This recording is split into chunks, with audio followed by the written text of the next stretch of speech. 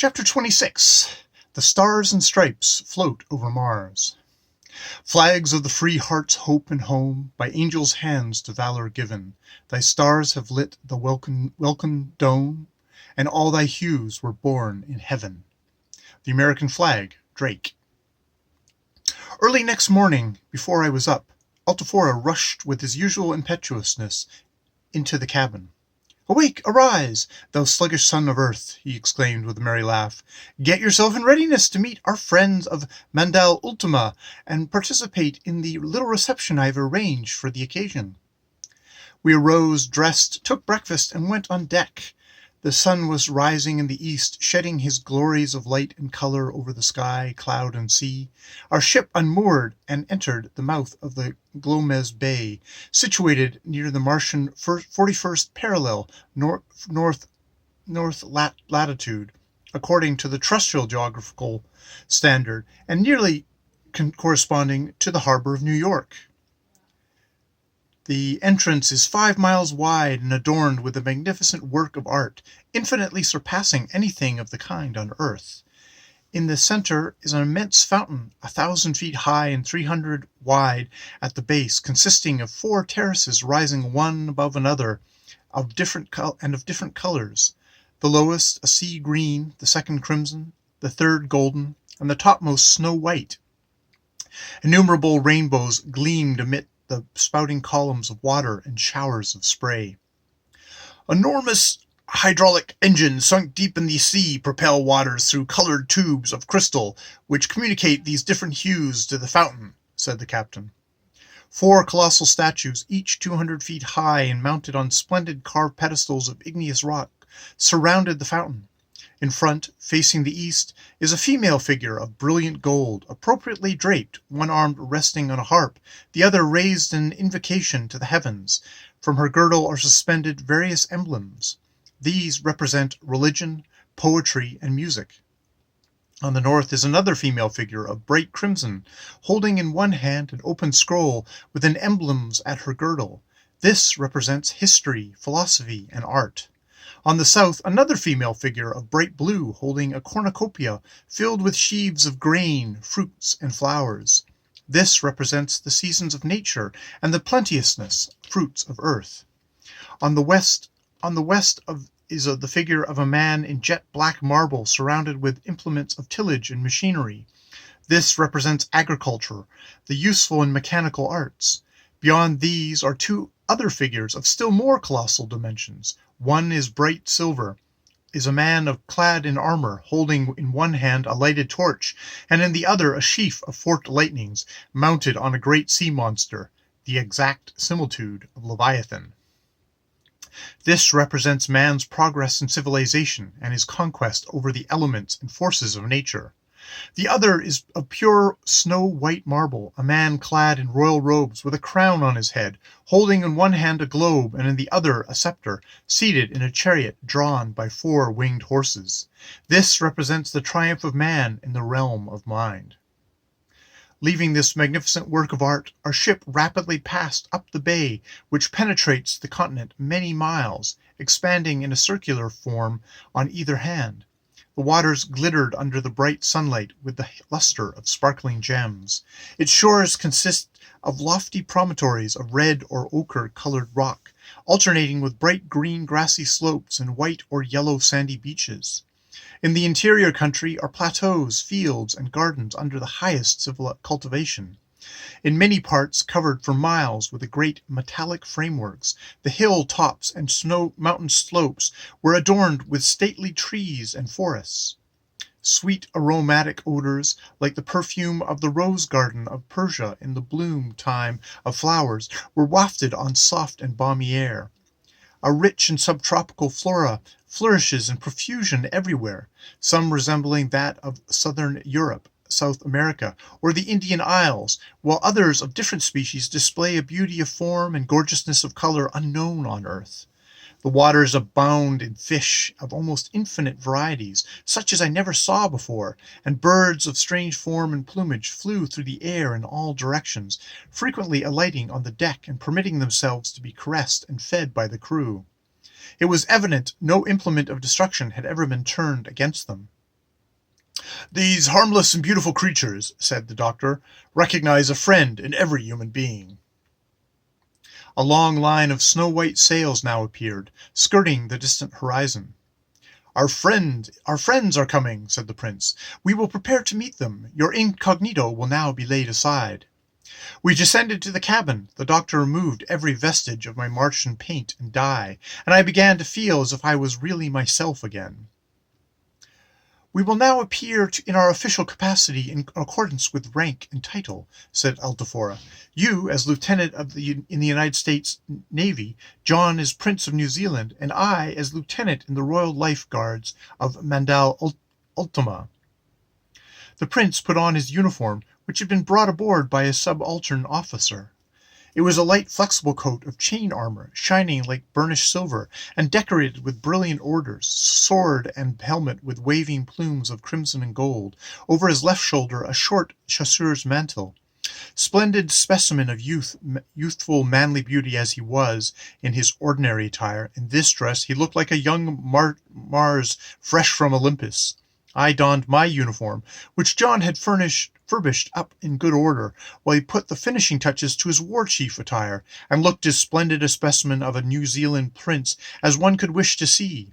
The raven divested himself of his canonicals, sprang on his master's shoulder, flapped his wings, and uttered a ringing cock-a-doodle-doo, before which the most veriferous Shanghai would have hung his diminished head. "Lord Lieutenant Hamilton," said Altafora, doffing his helmet with princely salutation, "I am happy to make your acquaintance, sir. I hope you are well, and how goes the United States Navy, sir?" "As well as can be expected, considering the munificent appropriations voted for its enlargement by the government of the United States and Congress assembled. We feel quite competent to whip the combined navies of Earth, Mars, and Jupiter singly or collectively in less than a half-dozen rounds each. And may your stars and stripes wave in triumph over them all." Then, looking over me critically, "Really, Lieutenant, you are a magnificent-looking fellow, and I shall be proud to present you to my friends. What a pity you have no Anglo-Saxon type of man or woman on our planet. With your 6 foot 2 inches stature, splendid physique, fierce-looking mustache, handsome blue eyes, and altogether elegant style and manner, you will create a perfect furor among our Martian beauties." As we passed up the bay a beautiful spectacle was displayed. A fleet of 200 yachts, with streaming pennons, stretched on either hand in a long crescent curve. As their snowy sails flecked the horizon, they looked like a flock of white-winged eagles flying over the waters. Another stupendous ocean monster, the counterpart of Leviathan, was leading the van. "That is Zogulisa, Leviathan's mate," said the prince. This queen of the ocean was the beautiful consort of her royal spouse, and well he might be proud of her. She was perhaps a third smaller, and her proportions were elegant. Her neck arched gracefully like that of the swan. Her scales were of a bright green edged with crimson. A broad band of white extended from her throat down her breast. She was destitute of mane, but in lieu of it, her head was ornamented with a crest of towering crimson, and golden plumes like coiffures of les grandes dames of the court of Louis XVI, giving her an exceedingly stately appearance. As she majestically moved over the waters, her haughty head high in the air, she seemed fully conscious of her own dignity and importance in this imperial display. A man of gigantic stature and clad in shining armor was seated on her cranial buckler, holding his glittering whip and reins in his hands. "That is Zang Badoeth, Hartilion's younger brother," said the prince. All at once the deep-toned roars from an army of lions arose from her deck. Zangulisa threw back her head, opened her enormous jaws, and uttered a thundering roar as of triumph, completely drowning the voices of the lions. This was followed by the ringing cheers of men. "They are all morning salutations of our friends," said Altafora. The fleet of yachts rapidly sailed towards us. They were perfect models of naval beauty, with their graceful lines, sharp-cut water, tall masts, and great spread of canvas. The hulls shone like polished silver, their decks of dark green wood, masts and spars like ivory, rigging of light blue woven silk, and sails white as snow. They were manned by officers and cadets in naval uniform. High over their masts, beautiful little air chariots with streaming banners and decorations were flying in circles. Zingulisa, leading the van, rapidly advanced and drew alongside our ship. The moment she caught sight of the prince, she uttered a sweet and low sound of recognition, and bent her head down over the deck, while he caressed her enormous beak. It was indeed a grand and fearful sight to see this mighty monster, her vast eagle-shaped head towering above us, her immense eyes blazing with a terrible light, and her enormous jaws, which, with one single snap, could have crushed our ship in twain. "Good morning, Benodiath," said the prince, "and how does Zengulisa comport herself today?" "She is greatly grieved at Leviathan's long absence, but is now perfectly happy to have the pleasure of escorting your highness and friends," replied the Colossus, bowing in his saddle. We left the ship and stepped on her bright blue metallic deck, which was fastened to the great silver bands encircling her body. "Your first introduction shall be to my comrades in arms," said Altiphora. Zengulisa's deck presented a scene so imposing, and at the same time so formidable, that for a moment I drew back in apprehension. Standing in rows on either side and facing each other were 100 magnificent horses, which, in symmetry and beauty of form, surpassed the finest equine specimens on earth. Their coats were a bright golden color, and their manes and tails, which swept the deck, a dark blue. They were decorated with military trappings. Mounted on the back of each was a Martian officer clad in brilliant silver armor with plumed helmet and armed with strange-looking weapons. In front of the horses stood 2 rows of magnificent lions, compared with which our largest African or Asiatic species seemed mere pygmies. Their coats were as bright tawny color, and long thick manes dark red or jet black. Standing by the side of every lion, with one arm around its neck, was a beautiful child clad in the costume of a Sylvian shepherd, holding in his hand a little rustic crook and a silken cord tied around the lion's neck. "Comrades of the army of Mandal Ultima," said the prince, making his Martian-style military salute, "I have the honor to present to you Lieutenant Hamilton of the Navy of the United States of America, the greatest republic on the terrestrial globe. He has taken this long and perilous journey of 100 million miles through the trackless realms of space to do us honor, and is the first inhabitant of Earth who has ever visited our world. Let us bid him welcome and extend to him those hospitalities and courtesies which he, as a representative of the younger Earth-born race, is entitled to receive. The members of our glorious planetary system, though widely separated, are a band of brothers. On deck of our ocean queen, let Earth and Mars join hands in fraternal union." The warriors gave the military salute, dismounted from their steeds, and led by their commander, Captain Tsar Amorzon, a handsome and gallant young cavalry officer and intimate friend of the prince, assembled around us with cordial greetings, Prince John and Commodore Jack receiving their full share of distinguished attention. The warriors remounted, and escorted by Amorzon, we passed through their ranks. The shepherd boys greeted us with happy smiles, waving their little crooks in salutation. The lions raised their kingly eyes and sniffed around us with deep breathings. We passed forward and took seats on a military chest under an awning of flags surmounted by a magnificent gray and black eagle. Benodiath flourished his immense whip. Zengulisa wheeled gracefully about and moved slowly up the bay, surrounded by the yachts in closed circles. And now from their decks arose the loud roll of innumerable tenor drums, mingled with the shrill and piercing tones of fifes. These are the sounds that thrill the soldier's heart. They speak of the fiery spirit and dauntless valor of war. Over many a bloody field they have marshaled the forlorn hope and desperate charge to a victory or death. That military ardor, which none but the soldier knows or feels, inspires us all. The warriors waved their helmets, shook their swords, and uttered ringing cheers. The steeds champed their iron bits and uttered shrill neighings. The thundering tones of Zengulisa mingled with the loud roars of the lions and the triumphant cries of the children. A magnificent naval spectacle now appeared. A fleet of 1,000 warships massed in solid planks spread its wings like a vast crescent over the sea. Their enormous hulls, which shone like burnished steel, bristled with military engines whose terrible destructive power is unknown on Earth. Their decks were thronged with the elite of the Martian Navy and Army in countless thousands. Their glittering arms and uniforms flashed under the bright sun in mingled streams of crystal, silver, and gold. The clamor of fifes and drums ceased. The fleet drew near and expanding its vast wings, enfolded us in one great circle.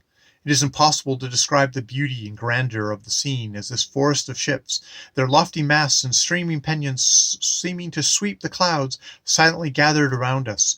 Strains of sweet music rose from the bands on their decks, playing the Martian national anthem and filling the air with waves of harmony. The flagship of Mandal Ultima advanced from the circle and drew alongside. The towering head of Zanglisa scarce reached her gunwales. Her dimensions were immense and her appointments superb. She seemed a floating palace and a citadel united in one. We ascended her deck, which was thronged with the highest naval and military officers of the realm. Admiral Tsar Waltovian, a noble-looking man of advanced years, bronzed and weather-beaten complexion, received us with distinguished courtesy. We ascended to the quarterdeck, the throngs gazing on us with wonder and curiosity. The admiral gave a short address of welcome, to which I briefly responded in behalf of my native world and country. The prince then introduced us to the officers of the fleet. The ceremonial concluded. The chief artillery officer gave a signal, and the united thunders of thousands of cannons rent the air, rolling in long echoes over the sea. "Look," said Altafora with a smile, pointing over my shoulder. I looked around, and there, side by side with the royal standard of Mandal Ultima, floated the same old flag I had planted on the iceberg of Earth's polar sea. My heart swelled with joy. I grasped the dear folds and pressed them to my bosom, kissed them over and over again. Oh, what sweet memories they brought to me of home, friends, and native land. Every star and stripe, every thread of that dear old flag seemed redolent of my native breezes. Once more those deep-toned thunders shook the sea, and from every mast and spar, from every swelling sail of the fleet streamed thousands of Martian banners, and elevated high among them all, on the summit of the flagship's topmast waved the Star-Spangled Banner, its beauteous folds mingling, as it were, with the soft and fleecy clouds. My eyes filled with tears of joy when I thought that the banner of liberty, which waves over the land of the free and the home of the brave, honored in every nation and on every sea of Earth's broad domain, should have been borne through the trackless realms of space, amid that shining galaxy of Orbis that wheel around the sun and unfold its broad stripes and bright stars over another world. And now, from the united bands of that vast fleet, amid the roll of innumerable drums and the clarion tones of countless trumpets, arose the majestic strains of the Star-Spangled Banner, rolling in mighty waves of harmony over the deep. Higher and still higher rose the glorious anthem, seeming to greet the heavens of Mars with the salutations of Earth. Oh, say, can you see, by the dawn's early light, what so proudly we hailed at twilight's last greeting? It seemed as if my heart would burst with ineffable joy, and overwhelmed with emotions impossible to control, I sank, almost fainting, in the arms of my friend.